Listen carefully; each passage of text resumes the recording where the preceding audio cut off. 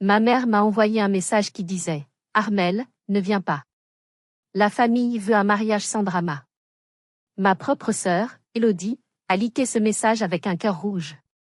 J'ai regardé l'écran, le vent glacé du port de Le Havre fouettant mon visage, et j'ai tapé ma réponse « Super choix. Alors vous serez aussi libérés de mes paiements. » Je m'attendais à de la panique. Je m'attendais à des excuses.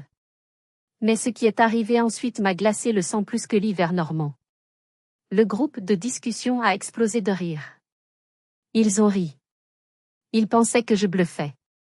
Ils pensaient que j'étais leur chien fidèle qui aboie mais ne mord jamais.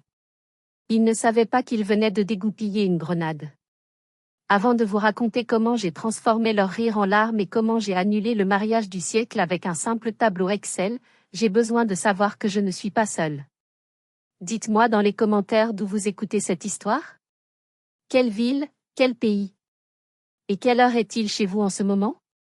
Parfois, savoir que quelqu'un d'autre écoute, quelque part dans le monde, est la seule chose qui nous permet de tenir bon.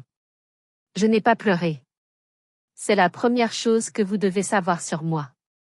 Je m'appelle Armelle, j'ai 42 ans, et je suis responsable logistique au port du Havre.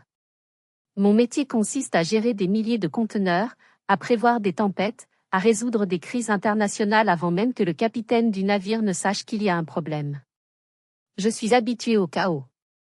Je suis habitué à la pression. Mais rien, absolument rien, ne vous prépare à la cruauté froide de votre propre sang. Ce jour-là, j'étais sur le quai numéro 4. Les grues géantes déchargeaient un cargo venu de Chine. Le bruit était assourdissant, un mélange de métal qui grince et de sirènes qui hurlent. C'était mon symphonie quotidienne. Mon téléphone a vibré dans la poche de ma parka de sécurité jaune fluo. C'était une vibration longue, insistante. Une notification du groupe WhatsApp intitulé « Le mariage de rêve d'Élodie ». J'ai retiré mon gant, mes doigts déjà engourdis par le froid, pour déverrouiller l'écran. C'était Claudine, ma mère. « Armelle, écoute, j'ai discuté avec ton père et Élodie. On pense qu'il vaut mieux que tu ne viennes pas à la cérémonie ni à la réception ce week-end. Tu as toujours cette mine triste, ce visage long qui semble juger tout le monde. On veut que ce soit un jour joyeux. La famille veut un mariage sans drama. On te racontera tout après. Bisous. » J'ai relu le message 3 fois. Les mots ne semblaient pas avoir de sens. Sans drama. Moi? La femme qui avait passé les 6 derniers mois à courir après les traiteurs, à négocier avec les fleuristes, à payer les acomptes en silence? Moi, la source du drama? Une seconde plus tard, une notification est apparue. Élodie avait réagi au message. Pas avec un pouce levé, ni un visage triste. Elle avait mis un cœur. Un gros cœur rouge pulsant. Comme si l'exclusion de sa sœur aînée était un cadeau de mariage anticipé. Puis, Damien, son fiancé, celui pour qui j'avais secrètement épongé des dettes de jeu 2 ans auparavant pour sauver l'honneur de la famille, a envoyé un emoji, un bonhomme qui pleure de rire. Je suis resté immobile au milieu du quai. Un docker a crié quelque chose en passant, me demandant de bouger, mais je ne l'ai pas entendu. C'était comme si le monde s'était mis en pause. À l'intérieur de moi, quelque chose s'est brisé. Ce n'était pas un fracas bruyant.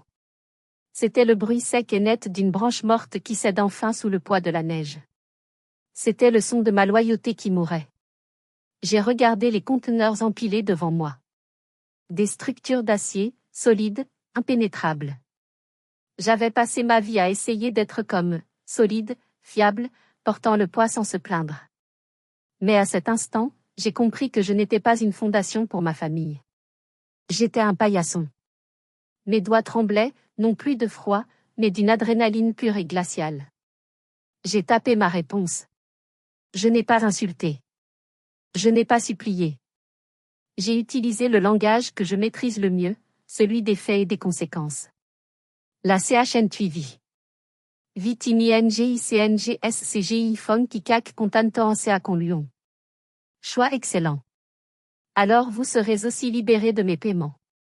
J'ai appuyé sur « Envoyer ». J'ai retenu mon souffle, attendant la réaction. Je pensais que ma mère allait m'appeler immédiatement, s'excuser, dire qu'elle avait mal formulé sa pensée. Je pensais qu'Élodie allait paniquer en réalisant que sa carte bancaire humaine venait de démissionner. Mais non. Élodie a répondu, « Ah ah ah. Arrête ton cinéma, Armelle. Tu ne ferais jamais ça. Tu es trop coincé pour faire un scandale. » Ma mère a ajouté, « Ne sois pas ridicule, ma chérie. On sait que tu es blessé, mais ne gâche pas tout avec des menaces en l'air. D'ailleurs, n'oublie pas de virer le dernier acompte pour le traiteur avant vendredi. » Et puis, les émojis ont déferlé. Des visages souriants. Des pouces levés. Ils riaient. Ils se moquaient de moi. Ils étaient tellement habitués à ce que je baisse la tête, à ce que je dise « Oui maman, bien sûr Élodie », qu'ils ne pouvaient même pas concevoir une réalité où je dirais « Non ». Je me suis tenue là, sous le ciel gris de Normandie, et j'ai senti un sourire étrange étirer mes lèvres. Ce n'était pas un sourire de joie. C'était le sourire du capitaine qui voit la tempête arriver et qui sait que son navire est le seul construit pour y survivre. Il voulait un mariage sans drama? Il voulait que je sois invisible? Très bien. J'allais leur donner exactement ce qu'ils demandaient. Mais ils n'avaient pas réalisé une chose essentielle, quand on retire les fondations d'une maison, le toit ne reste pas suspendu dans les airs par magie.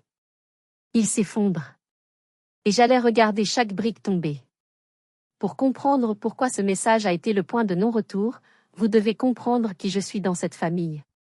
Ou plutôt, ce que je suis. Je ne suis pas la fille aînée. Je suis le plan B.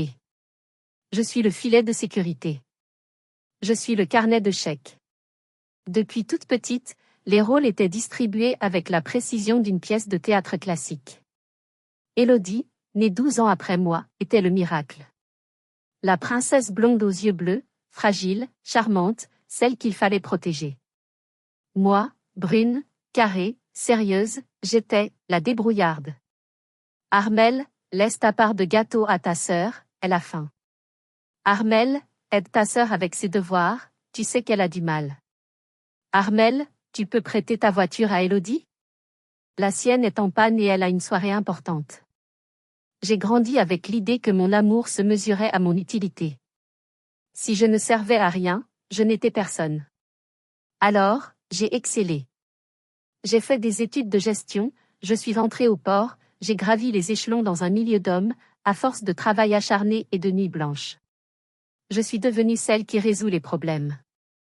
Quand mon père, Gilles, a pris sa retraite il y a 5 ans, il m'a prise à part. Il avait l'air fatigué, usé par des années à ne jamais contredire ma mère. Il m'a dit, « Prends soin d'elle, Armelle. Tu es la forte.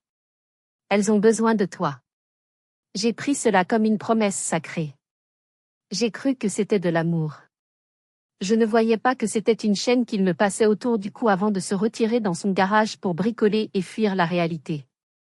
Quand Élodie a annoncé ses fiançailles avec Damien, un agent immobilier au sourire trop blanc et aux revenus trop flous, ma mère a décrété qu'il fallait un mariage royal. Le mariage de l'année à Le Havre, disait-elle. Mais mes parents n'avaient pas les moyens de leurs ambitions. Leur retraite était modeste. Damien prétendait avoir des problèmes de liquidité temporaire, une excuse qui durait depuis 2 ans. Naturellement, tous les regards se sont tournés vers moi. Armelle, tu as des économies, non? Tu ne pars jamais en vacances, tu n'as pas de mari, pas d'enfant. À quoi ça te sert tout cet argent? M'avait demandé ma mère lors d'un dîner dominical, entre la poire et le fromage. Je n'ai pas d'enfant, c'est vrai. Je n'ai pas de mari, c'est vrai aussi. J'ai consacré ma vie à ma carrière et à cette famille ingrate. J'avais économisé euro après euro, espérant un jour acheter une petite maison en Bretagne, loin du bruit du port. Mais j'ai dit oui. Comme toujours. J'ai ouvert mon fichier Excel. J'ai créé un onglet « Mariage Élodie ». Et j'ai commencé à payer. Le château du XVIIe siècle en périphérie de Rouen? 12 000 euros d'acompte. Payé par Armelle. Le traiteur gastronomique pour 150 personnes? 18 000 euros. Payé par Armelle. L'orchestre de jazz venu spécialement de Paris? 4 500 euros. Payé par Armelle. Les fleurs, la décoration, les invitations gravées à la main. La liste était interminable. Au total, j'avais engagé près de 45 000 €. 10 ans d'économie. 10 ans de lever à 5 heures du matin, de quart de nuit sous la pluie, de Noël passé au bureau pour toucher les primes. Tout cela, vaporisé pour que ma sœur puisse jouer à la princesse pendant une journée. Et qu'ai-je reçu en retour?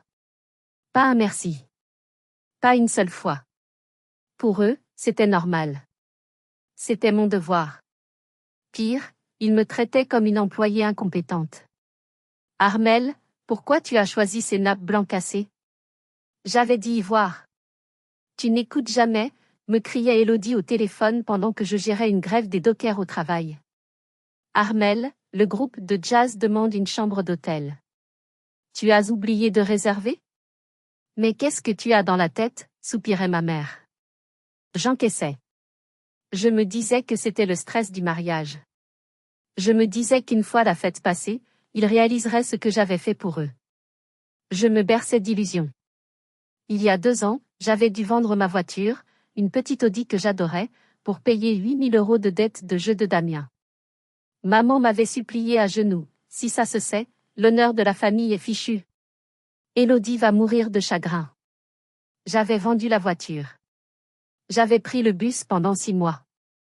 Et pendant ce temps, Élodie et Damien postaient des photos de leur week-end en amoureux à Venise. J'étais aveugle. J'étais conditionnée. Je pensais que l'amour familial signifiait le sacrifice total de soi.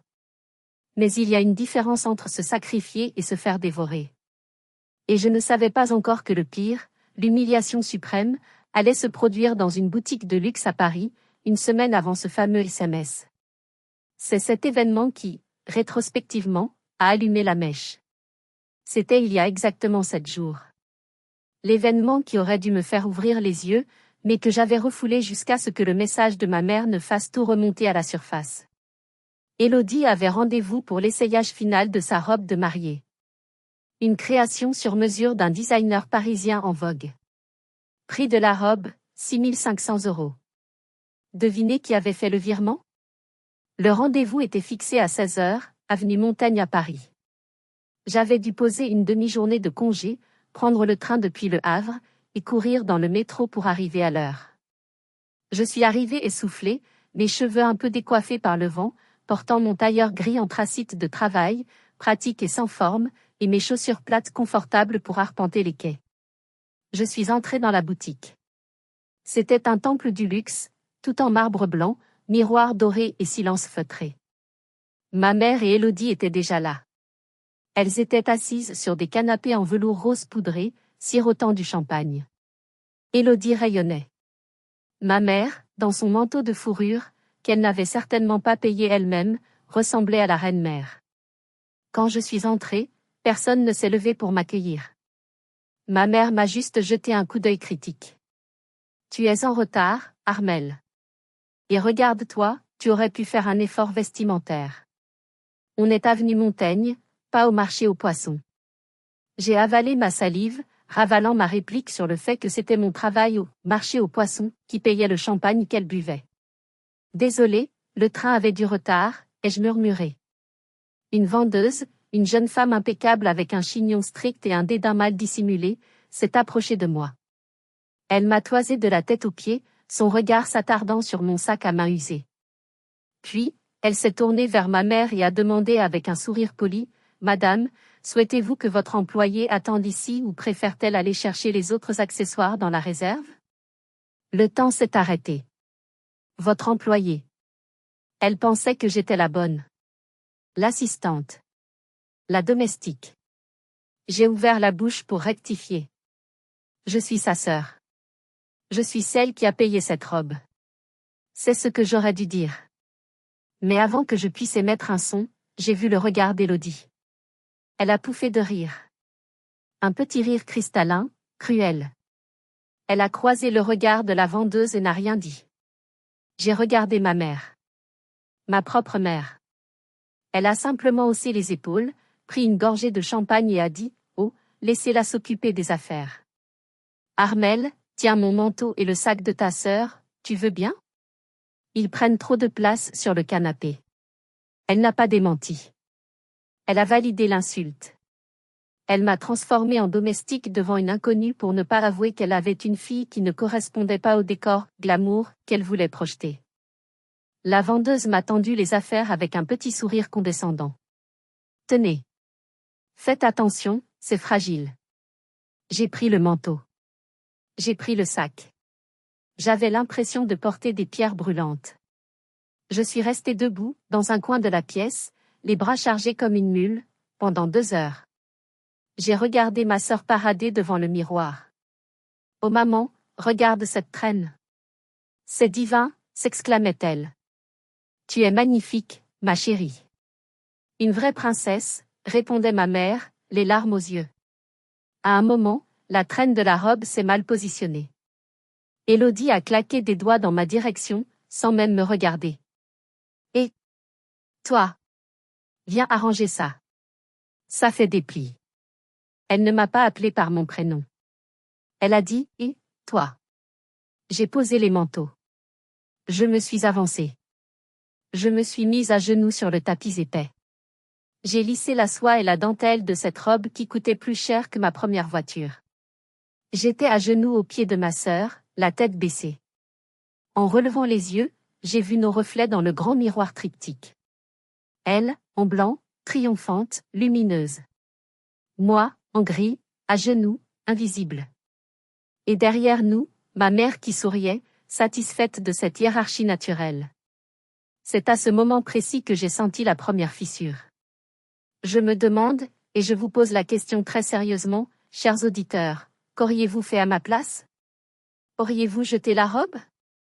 Auriez-vous hurlé? Ou auriez-vous fait comme moi, tétanisé par des années de conditionnement, finissant d'ajuster l'ourlet en silence? Dites-le moi dans les commentaires. J'ai besoin de savoir si ma réaction était de la lâcheté ou de la survie. Je suis rentrée au Havre ce soir-là en silence. Je n'ai rien dit. Mais l'image de moi à genoux ne m'a plus quittée. Et quand le SMS est arrivé une semaine plus tard, me demandant de ne pas venir, j'ai compris. Il ne voulait pas que la bonne soit sur les photos de famille. Je n'étais utile que pour payer et servir. Une fois la facture réglée, j'étais une tache dans leur paysage parfait. Après le choc du SMS et les rires dans le groupe de discussion, je ne pouvais pas rentrer chez moi. Mon appartement, pourtant mon seul refuge, me semblait soudain trop vide, trop silencieux. J'avais besoin de voir la seule personne dans cette famille qui n'avait jamais essayé de m'éteindre, Mamie Yvette. Mamie Yvette vivait dans une petite maison en briques rouges à la périphérie du Havre. Elle avait 80 ans, des mains noueuses à force de tailler ses rosiers, et un esprit plus vif qu'un rasoir neuf. Elle était la mère de mon père, et elle n'avait jamais vraiment porté Claudine, ma mère, dans son cœur. Ta mère a des goûts de caviar avec un porte-monnaie d'oursin, disait-elle souvent en me servant du thé fort. Je suis arrivée chez elle vers 19 heures. Elle était dans sa cuisine, en train d'écouter la radio. Quand elle a vu mon visage, elle a éteint le poste immédiatement. Qu'est-ce qu'ils ont encore fait? A-t-elle demandé. Pas de « bonjour », pas de « ça va ». Elle savait. Je me suis assise à la table en formica. J'ai posé mon téléphone devant elle et je lui ai montré la conversation. Le message de maman. Le like d'Élodie. Les rires. Mamie a lu lentement, ajustant ses lunettes. Ses lèvres se sont pincées jusqu'à devenir une ligne blanche. Les vautours, a-t-elle murmuré. Ils mangent ta chair et maintenant ils veulent recracher les os. Elle s'est levée pour me faire une tisane, ses mouvements lents mais précis. Puis, elle s'est arrêtée, la bouilloire à la main. Armelle, il faut que je te dise quelque chose. Je ne voulais pas t'inquiéter avant le mariage, mais maintenant, tu dois savoir. Elle est allée chercher son vieux téléphone à clapper sur le buffet. Elle a appuyé sur quelques touches avec difficulté. Hier, ta mère est venue me voir. Elle pensait que je dormais dans mon fauteuil. Elle a laissé son téléphone sur la table pendant qu'elle allait aux toilettes. Elle avait oublié de raccrocher avec Élodie. Le haut-parleur était activé. J'ai tout entendu. Mon cœur s'est serré. Qu'est-ce que tu as entendu, mamie? Elle a pris ma main dans la sienne. Sa peau était sèche comme du parchemin. Élodie pleurnichait. Elle disait, maman, Armel a payé le mariage, c'est super, mais pour la lune de miel à Bora Bora, il nous manque encore 15 000 € pour le bungalow sur l'eau et les vols en première classe. On ne peut pas voyager en éco, c'est la honte. J'ai senti la nausée monter. 15 000 €. De plus. Et qu'est-ce que maman a répondu? Mamie Yvette a inspiré profondément. Elle a dit, ne t'inquiète pas ma puce. Je vais passer voir la vieille demain. Je vais lui faire signer une procuration sur son compte épargne, au cas où il lui arriverait quelque chose. Elle commence à perdre la tête, elle ne se rendra compte de rien. On prendra l'argent là-dessus. De toute façon, elle n'en a plus pour longtemps, elle n'a pas besoin de cet argent. Le silence dans la cuisine était total. Seul le tic-tac de l'horloge murale résonnait. La vieille, c'était mamie. Elle n'en a plus pour longtemps. Il voulait voler les économies de toute une vie de ma grand-mère. L'argent de la vente de sa maison précédente, l'argent qu'elle gardait précieusement pour payer sa maison de retraite médicalisée si un jour elle ne pouvait plus vivre seule. Il voulait voler sa dignité et sa sécurité pour payer des cocktails à Bora Bora. La colère que j'avais ressentie sur le quai s'est transformée en quelque chose d'autre. En une haine pure, froide et cristallisée. S'il s'en prenait à moi, c'était une chose. J'étais jeune, je pouvais me refaire. Mais s'en prendre à mamie Yvette? À une femme sans défense? Ils ne toucheront pas à un centime, ai-je dit, ma voix tremblant de rage contenue. Mamie m'a regardé droit dans les yeux. Il n'y avait pas de peur dans son regard, seulement une détermination féroce. Elle s'est levée, est allée dans sa chambre et est revenue avec une boîte en métal rouillé, celle où elle gardait ses biscuits, mais qui contenait en réalité tous ses papiers importants. Je sais qu'ils ne toucheront à rien, Armel. Parce que toi et moi, on va les arrêter. Elle a posé la boîte devant moi. Ils t'ont jeté comme une vieille chaussette. Ils veulent me voler comme des bandits de grand chemin. Armel, ma petite fille, cesse d'être gentille. Cesse d'être la bonne poire. Je te donne tous les droits. Protège-moi.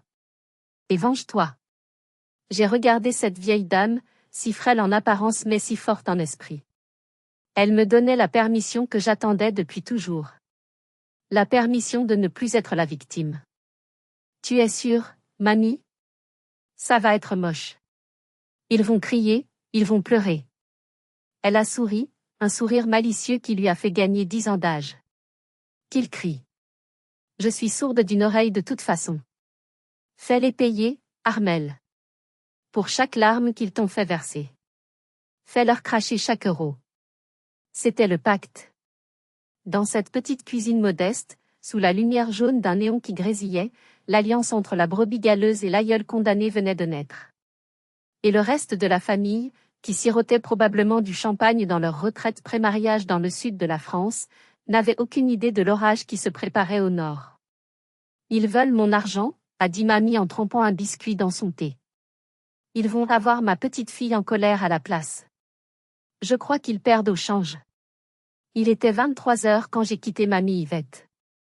Je l'avais bordée, vérifié que ses portes étaient verrouillées, et je lui avais promis de revenir le lendemain matin pour l'emmener en lieu sûr. Je suis retournée à mon bureau au port. Je ne pouvais pas rentrer chez moi. J'avais besoin de mes outils. J'avais besoin de mon champ de bataille, mon ordinateur professionnel et ma connexion au débit. Le bâtiment de la capitainerie était désert. Seul le gardien de nuit m'a salué. Je me suis enfermée dans mon bureau vitré qui surplombait les quais illuminés par les projecteurs orange. J'ai allumé mon ordinateur. L'écran a brillé, éclairant mon visage dans la pénombre. J'ai ouvert le fameux fichier Excel, mariage-elodie-final.xlsx. C'était un chef-d'œuvre d'organisation. Des onglets colorés, des tableaux croisés dynamiques, des liens hypertextes vers chaque contrat. Tout y était.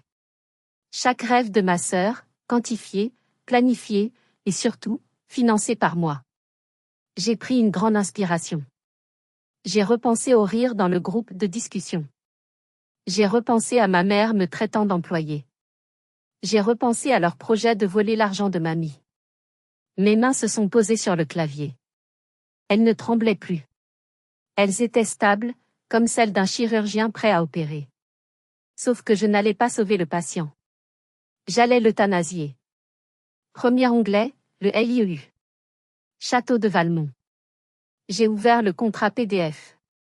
Clause 3.2. En cas d'annulation par le payeur à moins de 48 heures de l'événement, 50% de l'acompte est retenu, mais le solde restant dû est annulé si le service n'est pas rendu. Le mariage était dans 3 jours. J'étais encore dans les délais pour sauver une partie de mon argent, mais surtout, pour m'assurer que les portes du château resteraient closes. J'ai rédigé l'email au gérant du château, Monsieur Dubois. Objet, annulation immédiate, mariage Martin Dupont. Monsieur, je suis Armelle Martin, la signataire du contrat et titulaire de la carte bancaire ayant servi au paiement. Par la présente, je vous informe que je retire mon financement pour cet événement. Veuillez considérer le contrat comme nul et non avenu de ma part. Je bloque tout paiement futur. Je vous suggère de contacter les mariés pour voir s'ils disposent des 15 000 € restants pour maintenir la réservation. Cordialement. Clic Envoyer. Deuxième onglet, le traiteur. Les délices de Normandie. C'était le plus gros morceau. 18 000 € de homard, de foie gras et de vin millésimé. J'ai appelé le numéro d'urgence du traiteur. Il était tard, mais dans ce métier, ils répondent toujours. Allô? Ici Armelle Martin.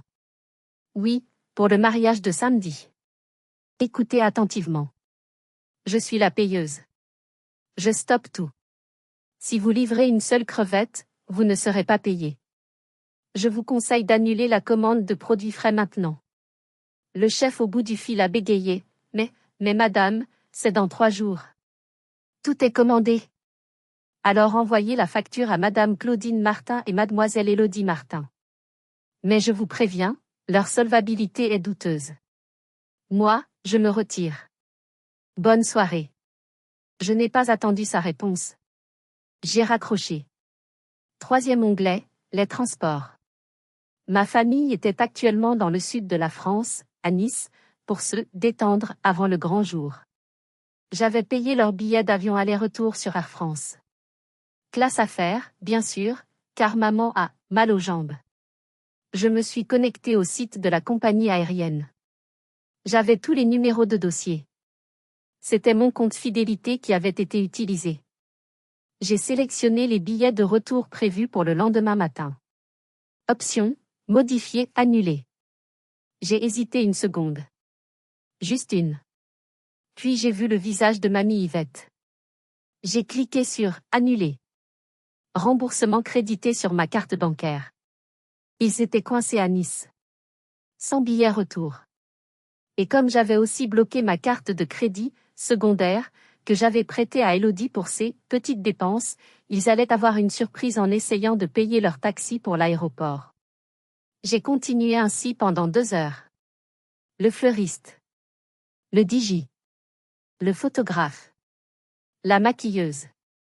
Chaque clic était une libération. Votre annulation a été prise en compte, était une bouffée d'oxygène. Je ne détruisais pas seulement un mariage. Je détruisais la cage dans laquelle j'avais vécu pendant 20 ans. À 1 heure du matin, j'avais fini. Le tableau Excel était rouge de statuts annulés. J'ai regardé le total des sommes récupérées ou économisées, près de 28 000 €. J'avais perdu les acomptes non remboursables, environ 17 000 €. C'était le prix de ma liberté. C'était cher, mais c'était moins cher que de perdre mon âme. J'ai fermé l'ordinateur. Dehors, la pluie avait commencé à tomber sur le port, lavant la poussière des conteneurs. Je me suis levée, j'ai étiré mon dos. Pour la première fois depuis des années, je n'avais pas mal aux épaules. Le poids de la famille, ce poids invisible que je traînais partout, avait disparu. J'ai sorti mon téléphone. Le groupe WhatsApp était silencieux. Ils dormaient probablement, rêvant de leur fête, de leur gloire, de leur vol en première classe. Ils ne savaient pas qu'ils n'avaient plus rien. Ils ne savaient pas que le chien fidèle avait non seulement mordu, mais qu'il avait arraché la main qui le nourrissait de miettes. J'ai envoyé un dernier email, cette fois à ma banque. Objet, opposition sur carte bancaire et révocation de procuration. C'était fait. Le robinet était fermé. Le désert financier s'étendait devant eux. Et demain, à leur réveil, ils allaient découvrir ce que signifie vraiment le mot « drama ». Les 2 jours qui ont suivi ont été d'un calme irréel. C'était ce silence étrange qui précède l'arrivée d'un tsunami, quand la mer se retire loin, très loin, laissant les poissons agoniser sur le sable, et que les gens stupides courent pour ramasser des coquillages au lieu de fuir vers les hauteurs. Ma famille était ces gens stupides. J'avais bloqué leur numéro sur mon téléphone personnel. J'avais configuré ma boîte mail pour rediriger leurs messages vers un dossier nommé « Preuve ». Je ne voulais pas leur parler. Pas encore. Je voulais voir le monde brûler depuis ma tour d'ivoire. Le lendemain matin, j'ai pris une demi-journée pour déménager mamie Yvette. Nous ne sommes pas allés chez moi, car ils connaissaient l'adresse. J'avais loué un petit Airbnb confortable en centre-ville, sous un faux nom, grâce à une amie collègue. Mamie a pris son chat, sa boîte de biscuits remplie de documents, et sa valise. On part en cavale, comme dans les films, a-t-elle rigolé en montant dans ma voiture de location, une petite Twingo, bien loin de l'Audi que j'avais vendue. L'après-midi, nous avions rendez-vous avec Maître Vernet. C'était l'avocat le plus redouté du Havre. Un homme grand, sec, aux cheveux gris acier et aux lunettes sans monture. On disait de lui qu'il pouvait faire pleurer un juge sans élever la voix. Il nous a reçus dans son bureau sombre, rempli de livres de droit reliés en cuir. J'ai tout posé sur la table, les relevés de compte, les preuves de paiement pour le mariage, et surtout, l'enregistrement que mamie avait réussi à faire. Elle avait appris à utiliser le dictaphone de son vieux téléphone, béni soit-elle, où on entendait clairement ma mère planifier le vol de son épargne. Maître Vernet a écouté l'enregistrement. Son visage est resté impassible, mais j'ai vu une lueur dangereuse s'allumer dans ses yeux. C'est de l'abus de faiblesse caractérisé, avec préméditation, a-t-il dit d'une voix calme. Et concernant les annulations de mariage, vous êtes dans votre bon droit, mademoiselle. Les contrats sont à votre nom. Vous êtes le client. Vous avez le droit de rompre un contrat commercial. Le fait que les bénéficiaires soient votre famille n'y change rien juridiquement. Il a croisé les mains. Il rentre quand? Demain matin. Vol Air France 1245. Enfin, s'ils ont réussi à acheter de nouveaux billets, ai-je répondu avec un sourire en coin. Parfait. Je vais préparer une ordonnance de protection pour votre grand-mère. Et je vous accompagnerai pour leur remettre les notifications officielles. Il vaut mieux qu'il y ait un témoin légal quand la bombe explosera. Pendant ce temps, le monde parallèle d'Élodie continuait de tourner sur Instagram. J'ai créé un faux compte pour espionner ses stories. Il y a 24 heures, photo de cocktail au bord de la piscine à Nice. Légende, dernière journée de détente avant le grand oui. Merci maman et papa pour ce séjour de rêve. Aucune mention de moi, bien sûr. Il y a 12 heures, une vidéo d'Élodie essayant des chapeaux. Trop hâte de vous voir tous au château samedi. Ça va être magique. Elle ne savait pas encore que le château avait annulé. Le gérant avait probablement essayé de la joindre, mais elle ne répondait jamais aux numéros inconnus, se prenant pour une star. Ou alors, le gérant avait laissé un message sur la boîte vocale qu'elle n'écoutait jamais. Il y a 2 heures, une photo floue, prise dans un hall d'aéroport. Légende, c'est quoi ce délire? Billets annulés? On est bloqué à Nice. C'est sûrement un bug informatique. Air France, vous allez m'entendre? #cauchemar #stress. J'ai éclaté de rire. Un rire franc, sonore, qui a fait sursauter mamie Yvette qui tricotait sur le canapé de l'Airbnb. Ça commence, mamie. Ils viennent de découvrir que le tapis volant n'a plus de moteur. Je savais exactement ce qui se passait. Ils étaient au comptoir d'enregistrement. L'hôtesse leur disait avec un sourire professionnel, « Désolé, ces billets ont été annulés et remboursés sur la carte de l'acheteur. » Ils avaient dû sortir leur propre carte bleue. Celle de papa, probablement déjà dans le rouge. Celle de Damien, certainement rejetée. Ils avaient dû racler les fonds de tiroir pour acheter 4 billets aller simples en dernière minute, au prix fort, en classe économique, coincés près des toilettes. J'ai imaginé maman, serrée dans un siège étroit, ses genoux touchant le dossier devant elle, fulminant de rage. J'ai imaginé Élodie, sans son champagne, réalisant que quelque chose clochait vraiment. Mais il ne pensait sûrement pas à moi. Il devait penser à une erreur de la banque, ou à un piratage. Il ne pouvait pas l'imaginer, pas une seule seconde, que l'employé, la bonne à tout faire, avait coupé les vivres. Leur arrogance était leur point faible. Et demain, à l'atterrissage, cette arrogance allait se briser contre le mur de la réalité. J'ai fermé les yeux, savourant cette dernière nuit de calme. Demain, j'allais devenir le méchant de leur histoire pour pouvoir enfin devenir l'héroïne de la mienne. Le vol AF 1245 a atterri à l'aéroport Charles de Gaulle avec 20 minutes de retard. Je le savais, car je suivais le vol sur l'application de l'aéroport, assise sur un banc métallique inconfortable dans le hall des arrivées, un café noir à la main.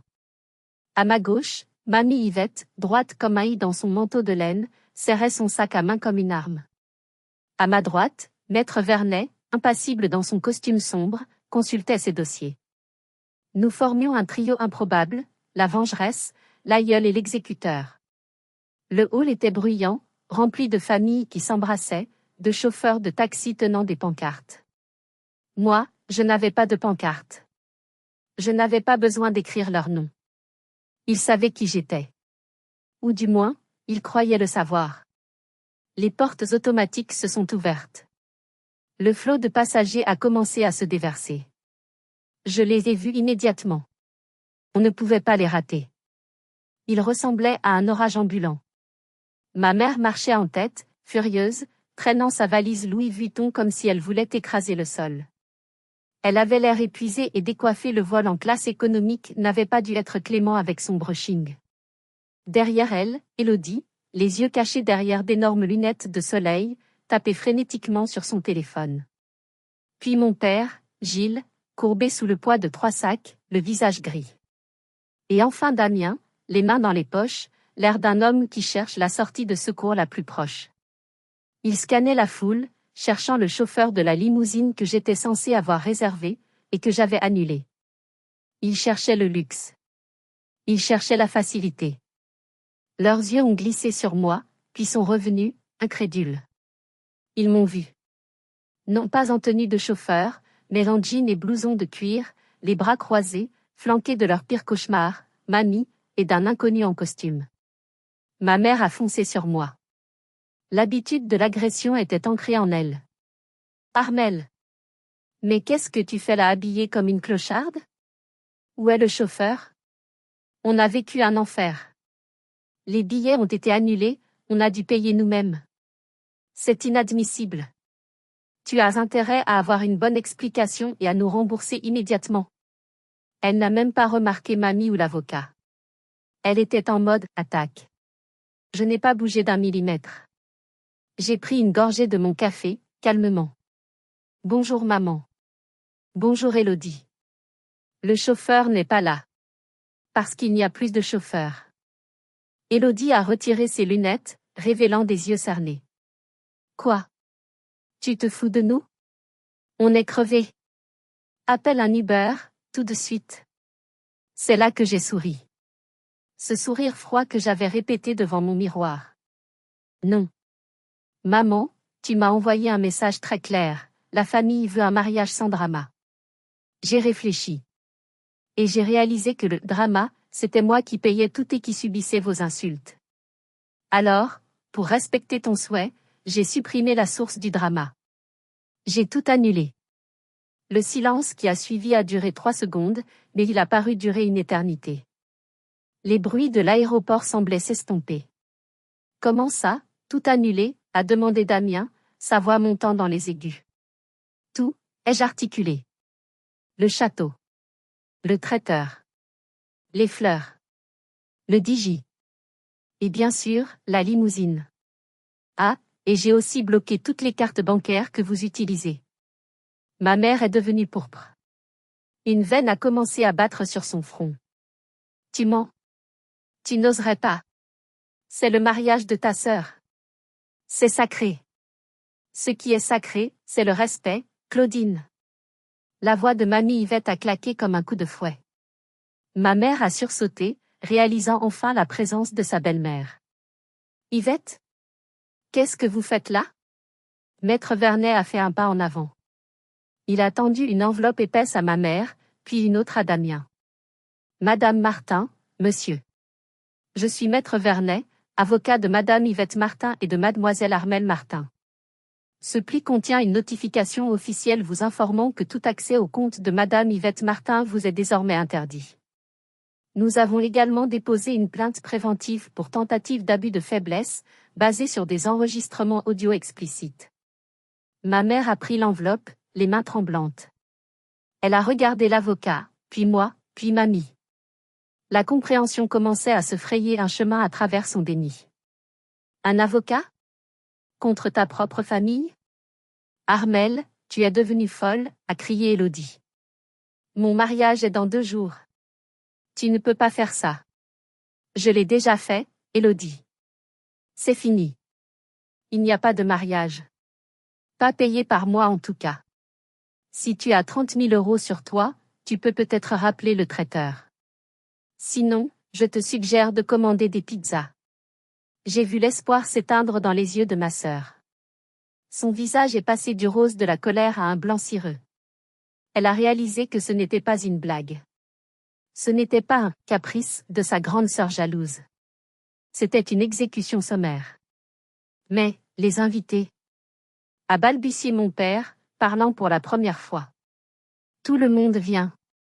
C'est votre problème, papa, ai-je répondu doucement. Vous vouliez gérer ça en famille, sans moi? Eh bien, gérer. C'était le moment. Le pivot. Ils étaient là, avec leurs valises de luxe et leurs dettes, et moi j'étais là, avec ma liberté. Mais le coup de grâce n'était pas encore tombé. Le téléphone d'Élodie a commencé à sonner. Puis celui de ma mère. Une cacophonie de sonneries qui annonçait l'apocalypse. La scène dans le hall de l'aéroport a viré au chaos absolu. C'était comme voir un barrage céder. Les premières fissures étaient apparues avec ma déclaration, mais maintenant, l'eau s'engouffrait, détruisant tout sur son passage. Le téléphone d'Élodie vibrait sans arrêt. Elle a regardé l'écran, les yeux écarquillés. C'est le gérant du château de Valmont. Elle a décroché, mettant le haut-parleur dans sa panique, oubliant que nous étions tous là. Allô? Monsieur Dubois? Il y a un malentendu, ma sœur a fait une blague. La voix de Monsieur Dubois était glaciale, résonnant dans le petit cercle que nous formions. Mademoiselle, il n'y a pas de blague. Le contrat a été résilié par la titulaire hier soir. De plus, j'ai essayé de vous joindre toute la journée pour le solde. Comme je n'ai pas eu de nouvelles et que l'annulation est confirmée, nous avons loué la salle à une entreprise pour un séminaire ce week-end. L'accès au domaine vous est interdit. Ne venez pas. Clic. Élodie a laissé tomber son téléphone. Il a rebondi sur le carrelage, l'écran se fissurant, une métaphore parfaite de sa vie à cet instant. Elle a poussé un cri strident, un son d'animal blessé qui a fait se retourner la moitié du terminal. Non. Ce n'est pas possible. Armelle, dis-lui. Dis-lui que tu vas payer. Elle s'est jetée sur moi, ses ongles manucurés visant mon visage. Mais je n'ai pas reculé. Avant qu'elle ne puisse me toucher, Maître Vernet s'est interposé avec une autorité impressionnante, levant simplement une main. Mademoiselle, je vous déconseille fortement de commettre une agression physique devant témoin et devant un officier de justice. Cela ne ferait qu'aggraver votre dossier déjà lourd. Élodie s'est figée, haletante, les larmes coulant sur ses joues, ruinant son maquillage. Elle s'est tournée vers Damien, cherchant du soutien. Damien, fais quelque chose. Dis-lui. Mais Damien, Damien. L'homme qui aimait le luxe tant que ce n'était pas lui qui payait. Il reculait. Il regardait Élodie comme si elle était contagieuse. Attends, a-t-il dit, sa voix tremblante. Tu veux dire qu'il n'y a plus rien? Plus de château? Plus de traiteur? Et le voyage à Bora Bora? Je me suis tournée vers lui, savourant ce moment. Bora Bora devait être payé avec l'argent de l'épargne de mamie Yvette, Damien. Mais comme Maître Vernet vient de bloquer l'accès, je crains que vous ne deviez vous contenter du camping municipal de Palavas-les-Flots. Le visage de Damien s'est décomposé. Il a regardé Élodie, puis ma mère, avec un dégoût non dissimulé. Vous m'aviez dit que vous aviez de l'argent. Vous m'aviez dit que tout était réglé, a-t-il hurlé. Je ne vais pas épouser une famille de clochards faillis. Damien, a crié Élodie, choquée. Tu m'aimes. On s'en fiche de l'argent. Je t'aime? Il a ri, un rire amer et cruel. J'aime le train de vie que tu m'as promis. J'ai des dettes, Élodie. Des gens dangereux à qui je dois de l'argent. Je comptais sur la dot et les cadeaux des invités pour me renflouer. Sans mariage, je suis mort. La vérité éclatait enfin. Brutale. Sale. Ma mère a porté la main à sa bouche, horrifiée. Elle avait vendu sa fille à un escroc, et elle avait essayé de voler sa propre mère pour financer cette mascarade. Pendant ce temps, le téléphone de ma mère sonnait aussi. C'était tante Monique. Puis cousine Sophie. Les rumeurs commençaient à circuler. Les invités appelaient pour savoir si c'était vrai, si le mariage était annulé. Maman, réponds, ai-je dit froidement. Explique-leur. Dis-leur que tu voulais un mariage sans drama. Dis-leur que tu as insulté la seule personne qui finançait tes illusions. Ma mère m'a regardée avec une haine pure. Si les regards pouvaient tuer, je serais morte sur le coup. Tu es un monstre, Armelle. Tu es jalouse, aigrie et méchante. Tu as détruit ta sœur. Je ne te pardonnerai jamais. J'ai senti une main se poser sur mon bras. C'était mamie Yvette. Elle s'est avancée, petite mais immense. Claudine, tais-toi. Le seul monstre ici, c'est ton ambition démesurée. Armelle t'a soutenue pendant 20 ans. Elle t'a donné tout ce qu'elle avait. Et tu l'as traitée comme une servante. Tu récoltes ce que tu as semé. Viens, Armelle. On rentre. Laisse-les avec leurs valises et leurs mensonges. J'ai regardé ma famille une dernière fois. Élodie à genoux par terre, pleurant dans sa robe de designer.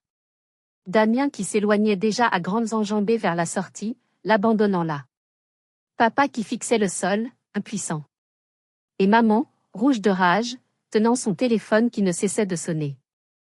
Adieu, maman, ai-je murmuré. Profite bien de ton week-end sans drama. Je me suis retournée. J'ai pris le bras de mamie. Nous avons marché vers la sortie, suivis par maître Vernet. Je n'ai pas regardé en arrière. Derrière moi, j'entendais les cris d'Élodie qui appelait Damien, et les hurlements de ma mère au téléphone essayant d'inventer un mensonge pour sauver la face. Mais ces bruits s'éloignaient. Devant moi, il y avait les portes automatiques, le soleil de Paris, et pour la première fois de ma vie, un avenir qui m'appartenait totalement. Nous sommes montés dans ma petite voiture de location. Maître Vernet nous a salués, nous assurant qu'il s'occuperait de toutes les suites juridiques si la famille tentait de nous harceler. Quand j'ai démarré le moteur, j'ai vu dans le rétroviseur ma famille sortir du terminal. Ils se dirigeaient vers la file des taxis. Pas de limousine. Pas de cortège. Juste la réalité grise et banale d'un retour de vacances raté. J'ai appris plus tard, par des cousins éloignés, qui m'ont envoyé des messages de soutien une fois la vérité connue, ce qui s'était passé ensuite. Ce fut la débâcle. Le trajet en taxi jusqu'au Havre leur a coûté 300 €. Ma mère a dû laisser sa montre en gage au chauffeur car aucune de leurs cartes ne passait. Arrivés devant la maison familiale, ils ont trouvé une autre surprise. Pendant leur absence, j'avais rendu les clés de la maison.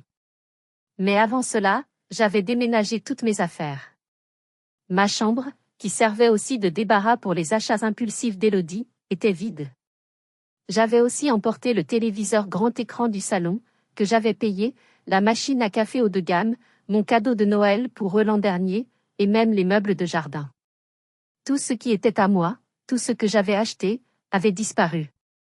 La maison résonnait de vide, comme leur vie. Damien n'est jamais rentré avec eux. Il a pris un train pour Bruxelles depuis l'aéroport, fuyant ses créanciers. Élodie s'est retrouvée seule, fiancée abandonnée, avec une robe de mariée impayée que la boutique menaçait de récupérer par huissier. Le week-end qui devait être le « mariage du siècle » s'est transformé en « scandale du siècle ». Les invités, prévenus trop tard ou par la rumeur, étaient furieux. Certains avaient réservé des hôtels, pris des trains. Ils réclamaient des explications. Ma mère a essayé de mentir, disant que le château avait brûlé, puis qu'Élodie avait une maladie grave soudaine. Mais les mensonges ont la vie courte. Quelqu'un, peut-être moi, peut-être pas, avait fait fuiter la vérité sur les réseaux sociaux.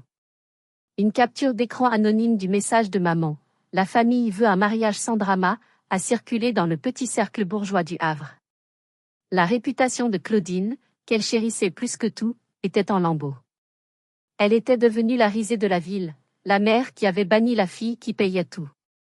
De mon côté, j'étais assise sur le balcon de l'appartement Airbnb avec mamie Yvette. Nous buvions du thé. Je n'avais jamais ressenti une telle paix. Mon téléphone était éteint depuis 2 jours. Quand je l'ai rallumé, j'avais 150 appels manqués de maman, 80 d'Élodie, et des dizaines de messages vocaux oscillant entre menaces de mort, supplications larmoyantes et chantage affectif. Tu nous as tués, Armelle. Comment peux-tu faire ça à ta famille? On n'a plus rien à manger, le frigo est vide. Reviens. Élodie est en dépression, c'est ta faute. J'ai tout écouté avec un détachement clinique. C'était comme écouter une pièce de théâtre radiophonique. Ce n'était plus ma vie. Ce n'étaient plus mes problèmes. Tu vas les rappeler, m'a demandé mamie en me voyant fixer l'écran. J'ai appuyé sur le bouton, tout supprimer. Non, mamie. J'ai démissionné de mon poste de sauveur. Le poste est vacant. Ils n'ont qu'à postuler eux-mêmes. Ce soir-là, j'ai dormi 12 heures d'affilée. Sans rêve de factures impayées. Sans angoisse de décevoir quelqu'un. J'ai dormi le sommeil du juste. La douleur était là, bien sûr. On ne coupe pas les ponts avec sa famille sans saigner un peu. J'avais perdu ma mère, mon père, ma sœur. J'avais perdu l'illusion d'être aimé. Mais en échange, j'avais retrouvé quelque chose de bien plus précieux, ma dignité. Damien a été arrêté 3 semaines plus tard pour escroquerie. Élodie a dû retourner vivre chez mes parents et prendre un travail de caissière, ce qu'elle jugeait dégradant auparavant, pour payer ses dettes. Ma mère ne sort plus de chez elle, trop honteuse d'affronter les regards des voisins. Ils ont essayé de venir à mon bureau au port. La sécurité les a refoulés. J'avais donné des consignes strictes, ces personnes ne sont pas autorisées sur le site. Voir ma mère hurler derrière les grilles de sécurité, impuissante, a été la dernière image que j'ai gardée d'elle. Une image triste, pathétique, mais nécessaire. Le château de cartes s'était effondré. Et moi, j'étais enfin libre de construire ma propre maison, brique par brique, sur des fondations solides. Cela fait maintenant 6 mois que tout est arrivé. 6 mois depuis le SMS, le like, et ma réponse qui a tout changé. Ma vie a radicalement changé. Pas de manière spectaculaire comme dans les films, mais de manière calme et profonde, comme la marée qui monte. J'ai été promue au travail. Mon directeur a remarqué que j'étais plus concentrée, plus énergique. On dirait que vous avez perdu 100 kilos, Armelle, m'a-t-il dit un jour. Il ne croyait pas si bien dire. J'avais perdu le poids de 3 adultes dysfonctionnels que je portais sur mon dos. Avec l'argent économisé, les fameux 28 000 € récupérés et mon salaire que je ne distribue plus, j'ai acheté une petite maison au bord de mer, à Sainte-Adresse, juste à côté du Havre. Elle a un jardin plein d'hortensias. Mamie Yvette vit avec moi. Elle va bien. Elle a repris des couleurs. Nous passons nos soirées à jouer au Scrabble et à écouter de vieux disques. Elle m'a dit hier, tu sais, Armelle, j'ai perdu un fils, mon père, qui ne l'appelle plus car maman le lui interdit, mais j'ai gagné une vraie fille. Ces mots valent plus que tous les merci que je n'ai jamais reçus. J'ai appris à dire non. C'est un petit mot, 2 lettres, une syllabe. Mais c'est le mot le plus puissant du monde. Non, je ne peux pas faire cette heure supplémentaire non payée. Non, je ne veux pas sortir ce soir. Non, je ne vous aiderai pas. Parfois, la nuit, je pense à eux. Je pense à Élodie qui doit maintenant se débrouiller seule. Je pense à ma mère qui doit vivre avec son amertume. Je ne leur souhaite pas de mal. Vraiment. Je souhaite juste qu'ils apprennent. Qu'ils apprennent qu'on ne peut pas utiliser les gens indéfiniment. Qu'ils apprennent que l'amour est un échange, pas un braquage. J'ai croisé mon père au supermarché la semaine dernière. Il m'a vu au rayon des fruits. Il a vieilli. Il avait l'air triste. Il a fait un pas vers moi, comme pour me parler. J'ai hésité. Une part de moi, la petite fille qui voulait que son papa la protège, voulait courir vers lui. Mais je me suis souvenu qu'il était là, à l'aéroport, et qu'il n'avait rien dit quand sa femme m'insultait. Il a choisi son camp par son silence. Alors, j'ai simplement hoché la tête, un salut poli mais distant, et j'ai tourné mon caddie vers l'allée suivante. Je ne l'ai pas laissé entrer. Ma paix est trop chèrement acquise pour la brader à la première étincelle de nostalgie. Cette expérience m'a appris une leçon brutale mais nécessaire. La famille, ce n'est pas le sang. Le sang, c'est de la biologie. La famille, c'est le respect. La famille, c'est la loyauté. La famille, ce sont les gens qui vous soutiennent quand vous êtes à genoux, pas ceux qui vous y mettent pour ajuster une robe. Si vous êtes en train d'écouter cette histoire et que vous vous reconnaissez en moi, si vous êtes le plan B, le carnet de chèques, le problème de votre famille, je veux vous dire une chose, vous avez le droit de partir. Vous avez le droit de couper les ponts. Vous n'êtes pas une mauvaise personne parce que vous choisissez de vous protéger. Vous n'êtes pas égoïste parce que vous gardez ce que vous avez gagné. Ils vous traiteront de monstres. Ils diront que vous êtes cruel. Laissez-les dire. Leur colère est la preuve que vous avez enfin cessé de jouer leur jeu.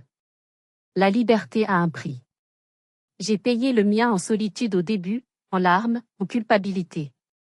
Mais aujourd'hui, quand je regarde la mer depuis ma fenêtre, avec mamie Yvette qui ronronne dans son fauteuil à côté de moi, je sais que j'ai fait le great choice. Le choix excellent. Merci de m'avoir écouté jusqu'au bout. C'était l'histoire de la pire semaine de ma vie, qui est devenue la meilleure chose qui me soit arrivée. Si vous avez, vous aussi, dû prendre une décision difficile pour vous libérer d'une relation toxique, s'il vous plaît, partagez votre histoire dans les commentaires. Votre courage peut inspirer quelqu'un d'autre à faire le premier pas. Et si vous avez aimé voir la justice triompher, n'oubliez pas de liker cette vidéo, de vous abonner à la chaîne et d'activer la cloche. On se retrouve très vite pour d'autres histoires de vie, de lutte et de victoire. Prenez soin de vous, et surtout, ne laissez personne vous traiter comme une option. Vous êtes une priorité.